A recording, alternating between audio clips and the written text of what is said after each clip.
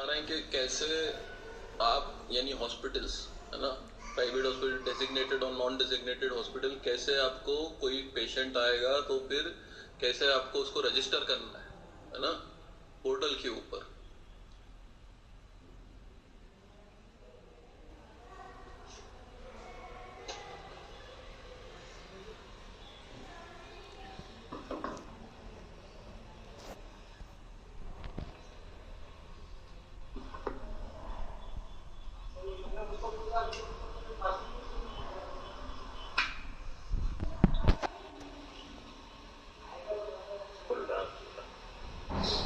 Close.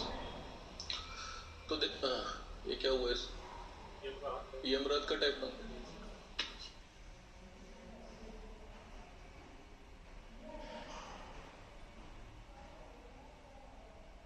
ये है।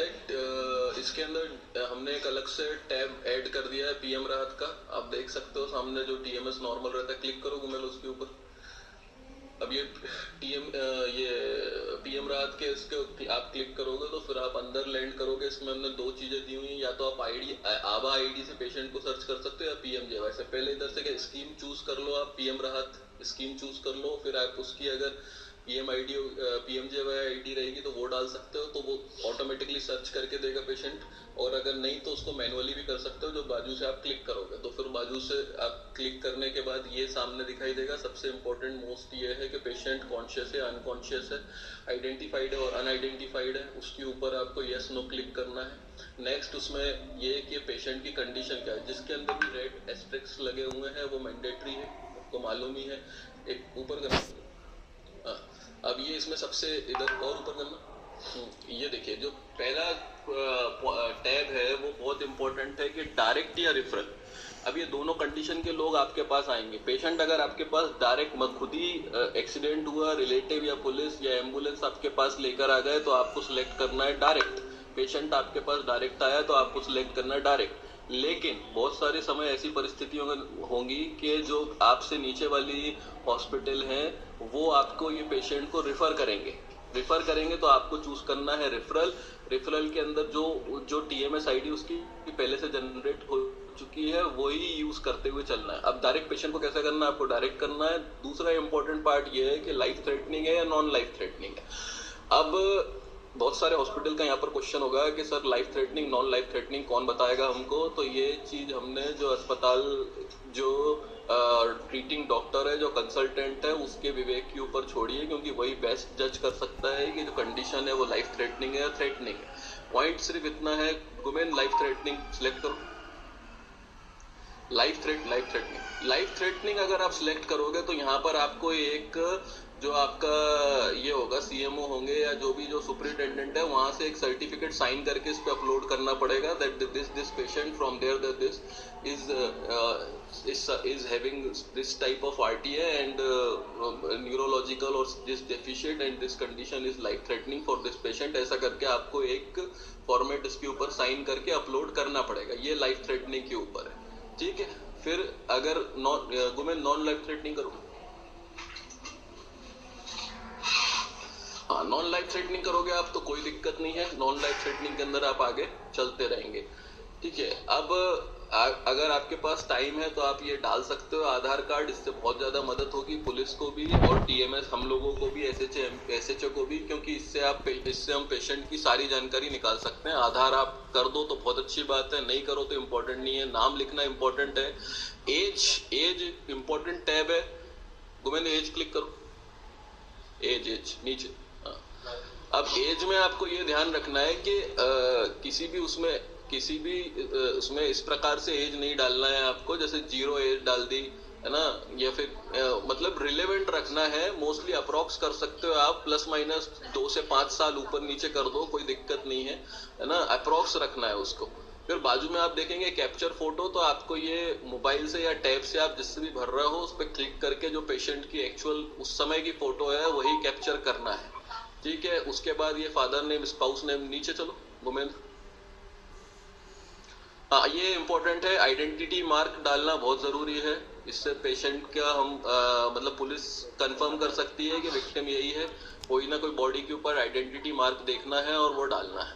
बाकी आप कम्युनिकेशन एड्रेस डाल दो तो ठीक है, नहीं डाल पाओ तो कोई दिक्कत नहीं है, इमरजेंसी है तो कोई प्रॉब्लम नहीं। नीचे चलो, मोबाइल नंबर के ऊपर वो नहीं लगा हुआ है, लेकिन मोबाइल नंबर आपको डालना है, और मोबाइल नंबर आपको पेशेंट का ही डालना है या पेशेंट के रिलेटिव का डालना है।